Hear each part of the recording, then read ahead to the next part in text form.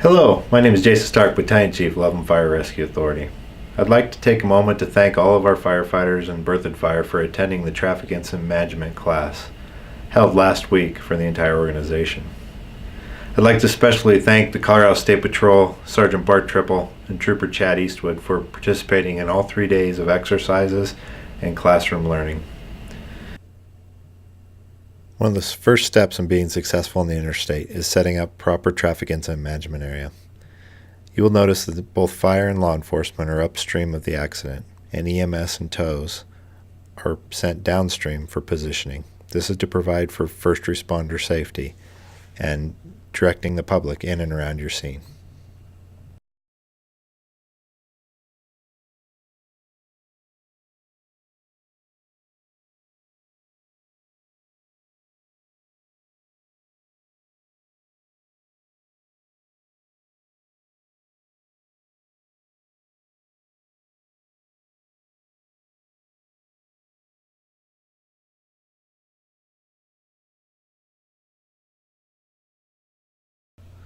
Okay, watch as Engineer Bell sets up his cone taper for interstate operations.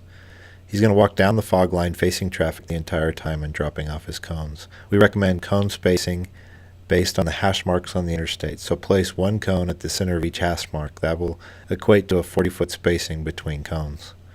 Once he gets to the final cone, he will step in 2 paces, drop another cone. The next one will be 3 paces, drop a cone. The following will be 4 paces, drop a cone. Each cone requires an additional pace to create the appropriate taper in and around your scene.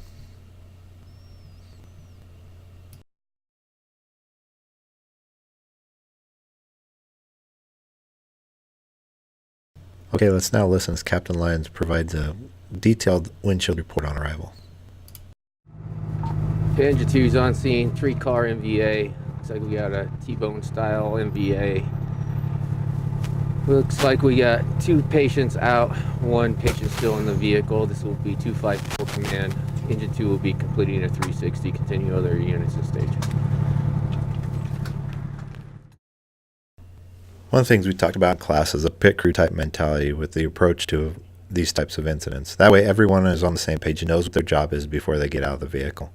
Watch here as Engine 2 arrives on scene. Everybody gets out. The captain goes to his 360 and triage. The firefighter immediately goes to patient care, if any. And the engineer works on setting up the traffic incident management area by setting out his cones, directing his arrow sticks, and parking the vehicle appropriately for the incident.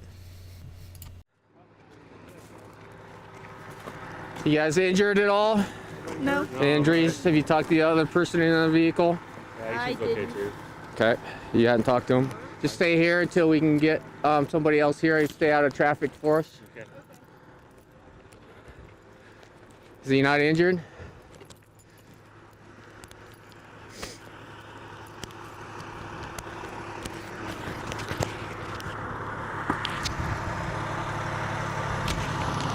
$254. 254, come in. 360 complete. Minor damage. We have 3 occupants, no injuries. Once the 360 is complete and it's been determined that this is a non-injury, property damage only accident, the incident commander has a decision to make. Do we work the incident where it is, or can we move it to a safer location, such as into the median, off to the right shoulder of the road, the next exit ramp, or possibly even a park and ride? Prior to doing so, the incident commander needs to contact CSP Dispatch in Denver to gain approval to mark and move the vehicles from traffic. Denver, Loveland Fire Engine 2. Marker 254, 3 vehicles, minor damage.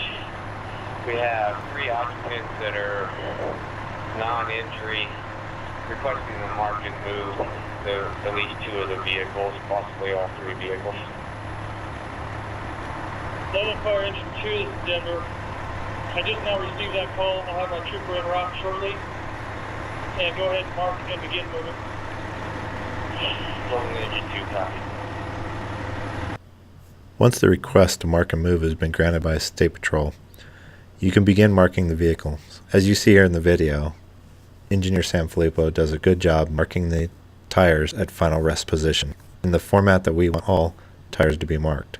In addition, you can see a dotted circle being painted around estimated point of impact or any pertinent evidence resulting from the wreck.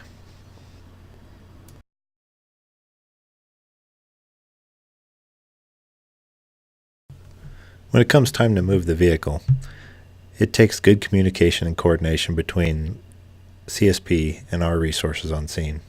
As you can see here, as we demonstrate how to properly push a vehicle using a trooper's vehicle, could be the fit vehicle or a chief's vehicle, you want to slowly nudge the vehicles together, instruct the driver of the disabled vehicle that we're going to accelerate, and then let off at the last minute, letting the vehicle roll to its final resting place.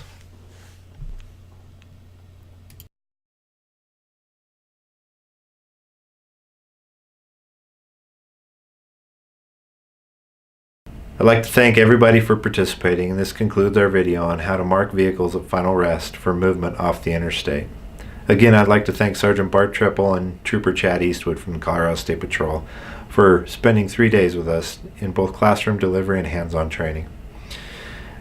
This video should serve as a basis of how we will respond and create consistency of our response on the roadways and interstates in our jurisdiction.